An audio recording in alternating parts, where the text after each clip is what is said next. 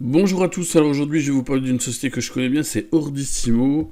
Ordissimo, elle a dégusté en 2022-2023, principalement parce que déjà les résultats étaient mauvais en 2023. Ils ont acheté une société aux États-Unis, Picstar, dans les cadres numériques, qui n'a pas tenu en fait ses promesses en 2023. Et également et surtout par la faute de deux fonds qui sont sortis, dont NextEdge. Ils avaient pour obligation de sortir en 2023 et ils l'ont fait. Alors quand vous avez plusieurs milliers de titres sur une société comme ça un petit peu illiquide, bah forcément vous bourrinez, vous forcez les ventes et vous faites baisser le cours. Donc en fait, j'ai l'habitude de dire que les fonds de gestion font la pluie et le beau temps sur les small caps, hein. Si vous avez des mauvaises nouvelles, mais qu'un fonds a décidé de rentrer sur une valeur comme ça, le titre il va quand même monter. Si vous avez des bonnes nouvelles, que le fonds a décidé de vendre ses titres parce qu'il n'a pas d'autre choix, il y a des obligations, ben, vous allez forcément baisser. Voilà. Il est très très compliqué pour un fonds de manœuvrer sur ce genre de titre. Et bien là, c'est un petit peu, c'est pas des OCA, mais là c'est un fonds qui a vendu et qui a tout vendu et qui n'a plus de titre aujourd'hui. Deux fonds qui ont tout vendu. Et c'est pourquoi on a assisté en décembre, fin 2023-2024 à un rebond assez extraordinaire de 0,38 à 1,40 qui n'aurait pas pu avoir lieu si le fonds était encore présent dans le cours.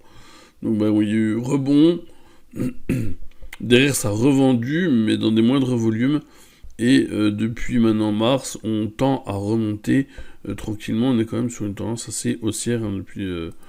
maintenant, vous voyez, depuis plutôt avril-mai plutôt. Alors, au niveau des fondamentaux, Ordissimo, elle va retrouver de la croissance en 2024. Elle a déjà dû en retrouver au premier semestre et ça va se confirmer, s'accélérer au second semestre. Donc tout devrait aller mieux pour Ordissimo.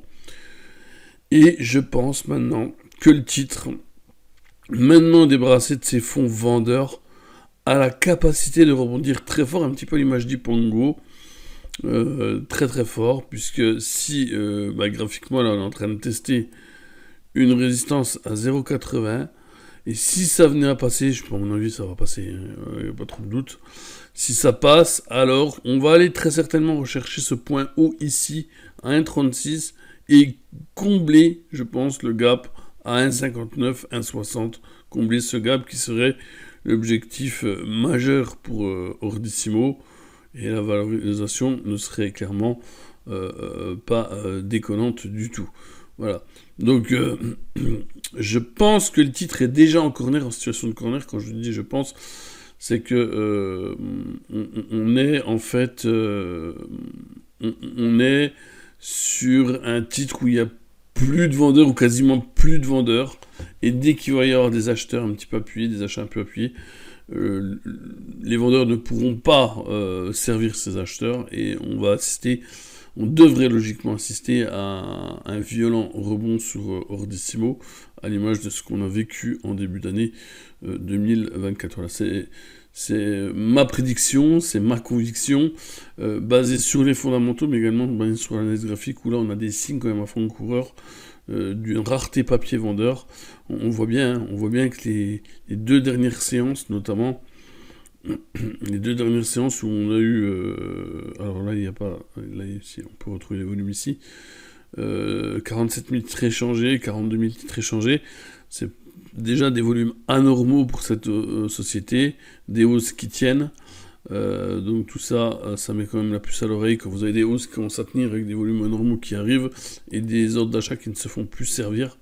Alors on peut quand même penser qu'on va assister à un violent rebond, et je dirais même plus, donc on risque de vite, le marché risque de vite s'apercevoir que ce titre est en situation de corner, c'est-à-dire rareté papier. Voilà, c'était ma conviction du jour à suivre. On fera attention au volume, 8000 titres déjà échangés à 10 heures, c'est très peu, mais ça pourrait accélérer très très rapidement si le marché se rend compte que ce titre est capable d'aller fermer son gap à 1,60, ce qui pour moi est largement possible sur cette valeur, et peut-être même, ce sera peut-être même fait dès septembre, à voir. Dans tous les cas, si le trade se passe bien, on peut aller chercher un 60. Si ça se passe pas bien, eh bien, on invalidera, c'est-à-dire qu'on soldera sa ligne Invalidation, là, si vous mettez une invalidation, il faut la mettre sous un support, c'est-à-dire sous 0,68, et moi je la mettrais plutôt sous 0,65, voilà, pour être sûr de ne pas se faire déclencher connement, on va dire, entre guillemets. Voilà. Très bonne journée à vous, bon trade, et à bientôt sur www.smallcapstrading.fr. Ciao, ciao.